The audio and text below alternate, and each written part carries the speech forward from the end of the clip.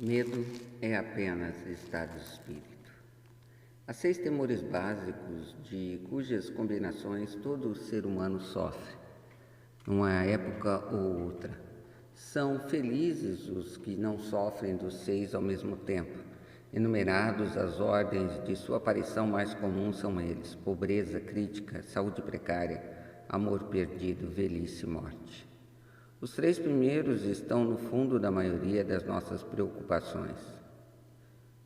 Os outros temores são de menor importância.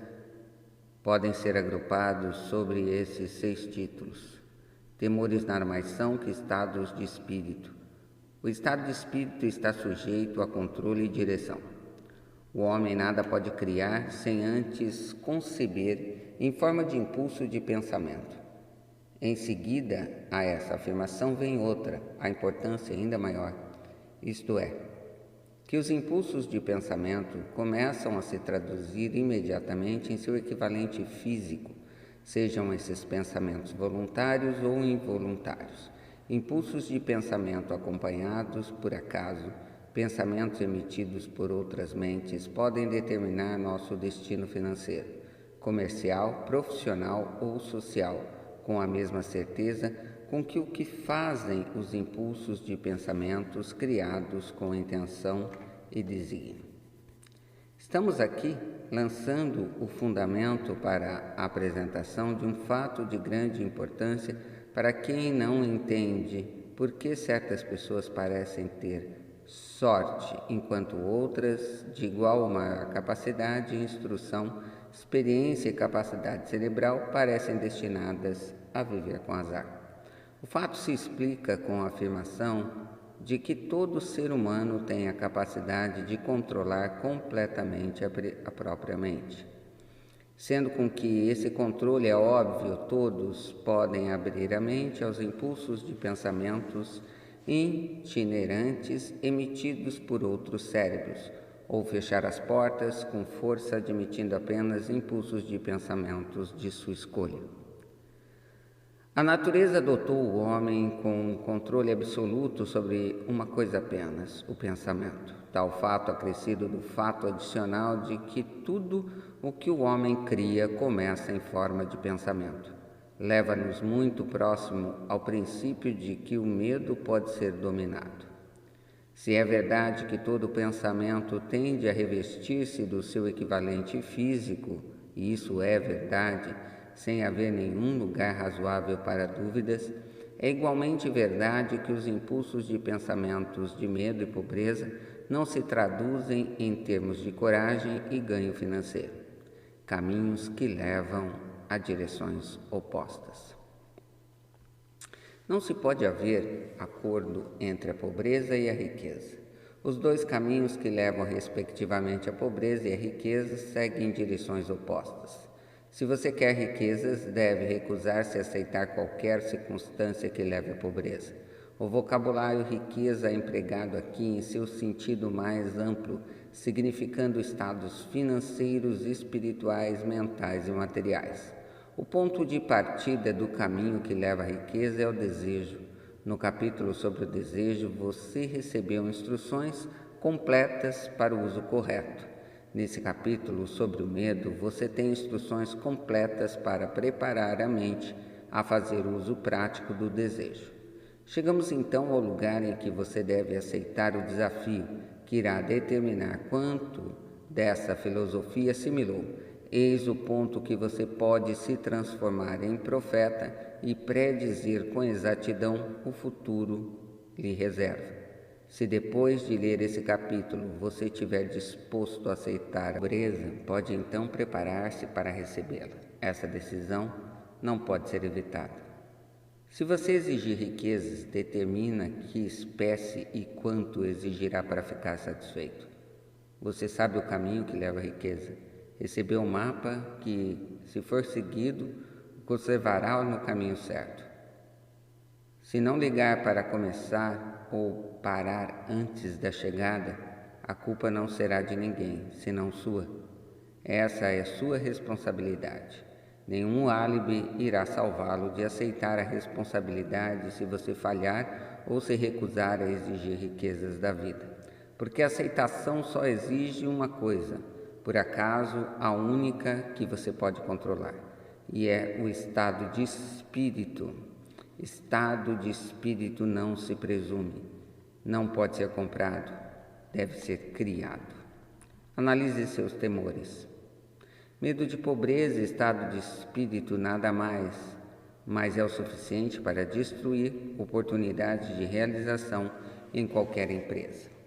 Esse medo paralisa a faculdade do raciocínio, destrói a faculdade da imaginação, mata a autoconfiança, solapa o entusiasmo, desanima a iniciativa, leva à incerteza de propósito, encoraja a procrastinação e torna o autocontrole impossível.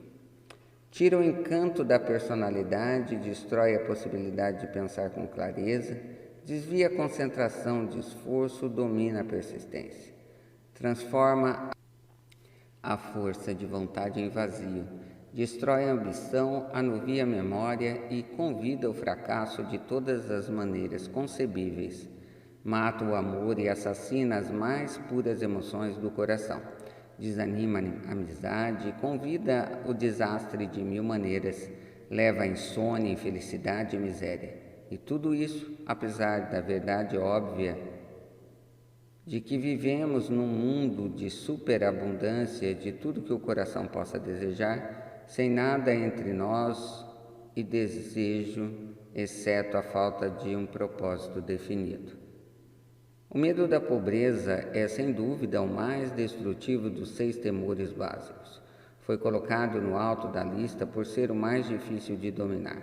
Nasceu da tendência herdada do homem de atacar economicamente seu semelhante.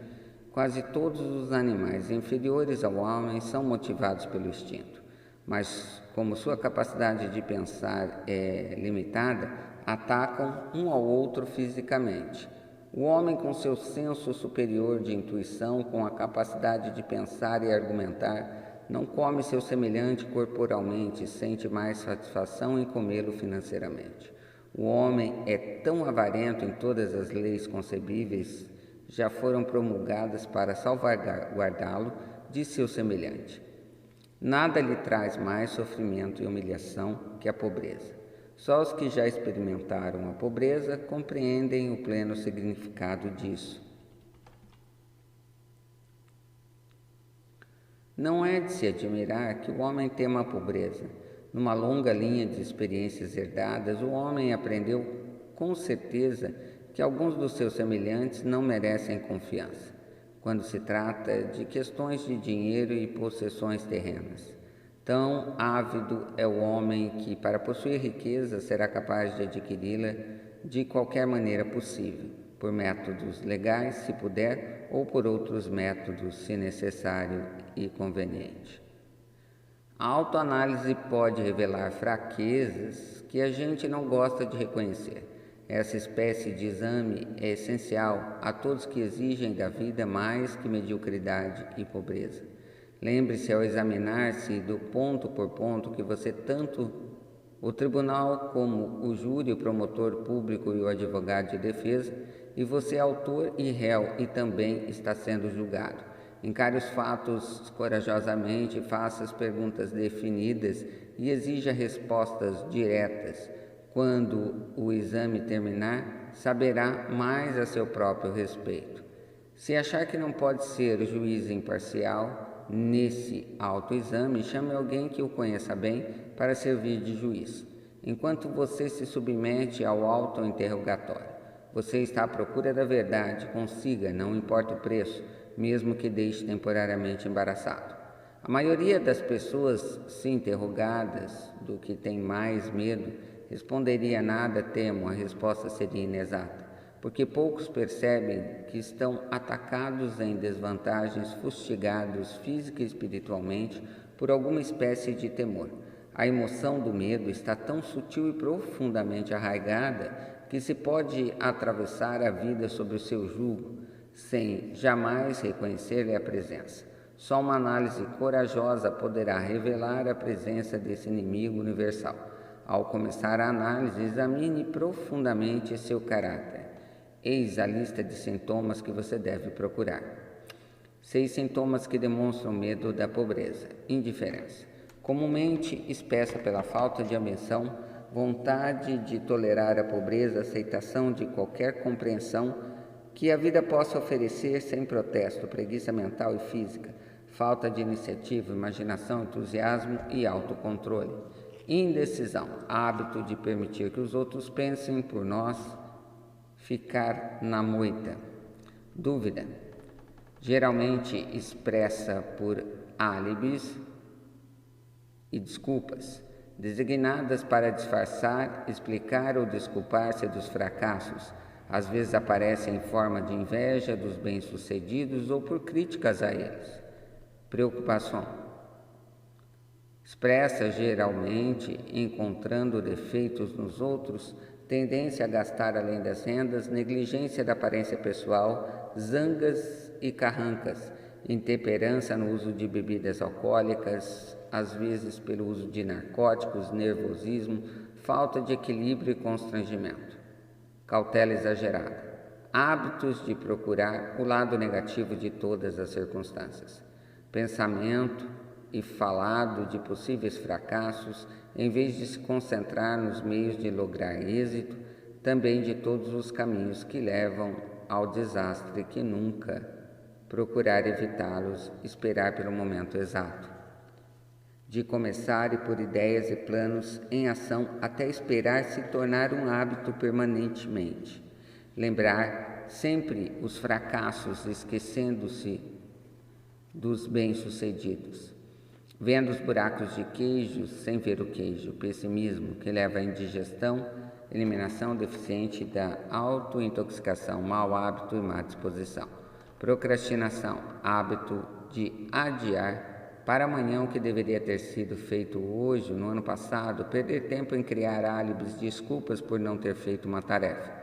O sintoma intimamente ligado à cautela exagerada, dúvida e preocupação, recusa a aceitação de responsabilidades, podendo evitá-las, vontade de entrar em acordo, ao invés de lutar com firmeza, aceitar dificuldades em vez de vencê-las e usá-las como trampolins ao processo de pechinchar com a vida por um centavo. Em vez de exigir prosperidade, opulência, riquezas, contentamento e felicidade, planejar o que fazer se quando o fracasso chegar, em vez de queimar as pontes e tomar impossível retirada, fraqueza e muitas vezes falta total de autoconfiança, propósito definido, autocontrole, iniciativa, entusiasmo, ambição, parcimônia e capacidade de raciocínio sensato. Esperar pobreza em vez de exigir riquezas.